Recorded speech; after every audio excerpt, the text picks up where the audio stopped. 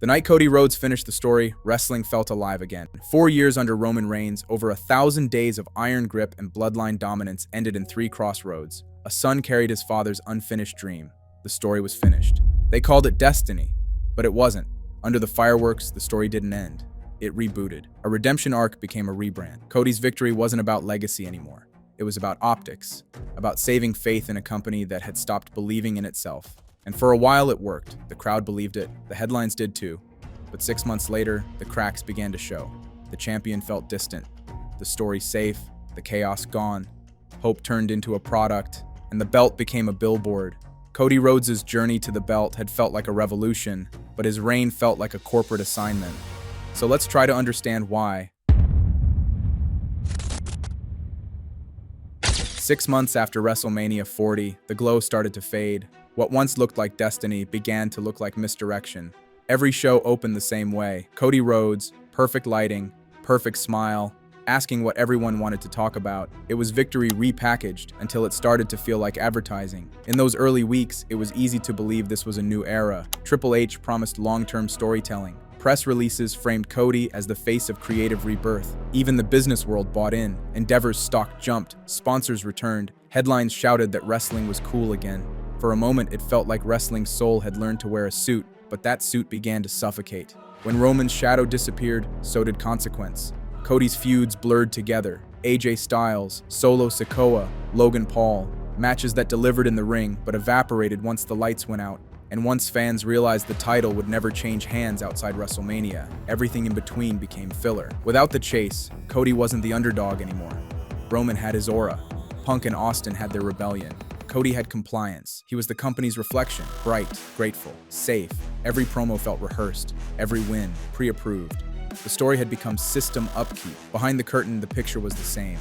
Triple H still talked about passion and heritage, but TKO's quarterly calls spoke colder words. Consistency, expansion, advertiser stability.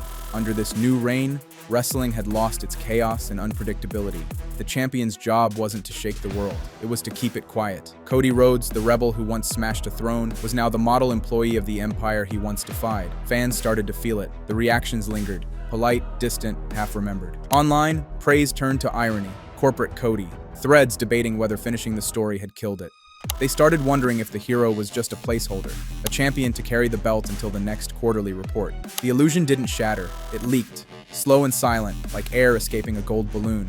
You could feel it in the pacing of shows, in the predictability of every finish. WWE was running smoother than ever, but smoother wasn't what people came for. They came for friction, for risk, for stories that bled. That's what the lie protected them from, because chaos is bad for business, and Cody Rhodes, for all his fire, had become the face of calm. He was never the villain. He didn't need to be. The villain was comfort, and comfort was profitable. So WWE kept polishing the image. More interviews, more podcasts, more talk about how the fans won. But you can only celebrate a miracle for so long before someone notices it's routine. Cody still raised the belt every week, but each time it felt lighter. Each time the crowd's noise sounded more synthetic. By autumn, the machine had done its job. The product looked more polished. The numbers looked stable. But wrestling, whatever that word used to mean, felt quieter than it ever had. And at the center of it stood a champion who did everything too neatly. But maybe that was the problem. To understand why Cody Rhodes became the center of WWE's rebirth, you have to go back to the months before WrestleMania 40, when the company was falling apart in slow motion. Vince McMahon had resigned again. TKO was still finding its footing. And the Bloodline story, once the most powerful saga in modern wrestling, was running on fumes. Roman Reigns had been the man who gave the product its pulse. His reign and aura created a story that pulled everyone into its orbit. Jey Uso tasted main event glory. Kevin Owens fought alone against an empire. Sami Zayn turned from court jester to rebel. But by early 2024, Roman was barely present. Jey had moved to Raw. Sami's fire had cooled. Every thread that once held the narrative together was stretched thin. That's when WWE needed a savior, not just on screen, but off it. The numbers had to look healthy. The locker room needed purpose, and the audience, burned out from manipulation, needed to believe again. Cody Rhodes became the perfect candidate, a man with Dusty's legacy, rebuilt through the Indies and AEW, clean-cut, articulate, and loyal. He looked like wrestling's conscience, the bridge between the chaos of the past and the corporate calm ahead. The company framed him as the symbol of real storytelling. Every promo touched family, redemption, closure. Every match felt like a moral test. And when Cody defeated Roman Reigns, it felt like purification, a ritual to wash away years of scandal and fatigue. But purity doesn't last. Beneath the story lived the numbers: stock performance, viewer retention, sponsorships, the quiet machinery that keeps modern wrestling alive. Cody was marketed as an underdog, but inside the boardroom, he was the safest bet on the roster. No controversies, no rebellion, no risk. The perfect image for a company desperate to look honest again. And that's where the lie began. Not in the ring, but in the narrative design itself. When WWE announced a new era, it wasn't a promise. It was insurance. A statement that the past was gone, even when it wasn't. Vince's chaos, the creative burnout, the power games, all rewritten through the glow of Cody's victory. Triple H wanted a creative reset. TKO wanted predictability. The pivot from Rock versus Roman to Cody's story was the compromise. Emotional enough to inspire fans, safe enough to comfort investors. It looked like redemption. It functioned like recovery. For a while, it worked. Merchandise climbed. Stock tickers turned green. Analysts called it stability. But creative identity doesn't live in spreadsheets. It lives in risk. And risk had quietly died months earlier. Fans didn't notice at first. After years of bloodline manipulation, the calm felt like relief. But peace, in wrestling, is just another name for silence. And silence is where illusions thrive. Because when you stop expecting change, you start accepting control. Cody represented everything WWE needed to survive, and everything it sacrificed to stay alive. The story sold sincerity, not rebellion. And sincerity is easier to brand. The brilliance of the lie was its comfort. It didn't demand belief. It offered relief. And when people are tired of disappointment, comfort feels like truth. The company studied that feeling. They measured it, packaged it, and built a system around it. Every creative meeting echoed the same formula. Every promo needed heart. Every feud had to be relatable. Every match had to prove something personal. Chaos was out. Control, disguised as vulnerability, was in. The same company that once built legends out of defiance now mass-produced humility. Even the rebels spoke in pre-approved language about earning respect. For a while, the tone felt refreshing. After years of scandal, sincerity sounded pure. But the more the company tried to sound human, the more mechanical it became. You could hear it in commentary, every line polished until it lost meaning. You could see it backstage, every emotion storyboarded to death. Cody Rhodes stopped being the exception. He became the model. Triple H's vision of legacy and sacrifice was filtered through TKO's directive for broad audience alignment. Depth was replaced by consistency. Predictability became the product. The company that once thrived on danger now measured success through stability. And Cody Rhodes, for all his sincerity and heritage, became proof that you could sell passion without risk. His reign wasn't a celebration of rebellion, it was a warning against it. WWE had built a kingdom of predictable excellence and called it storytelling. But under that polish, tension grew. You could feel it backstage. You could see it online.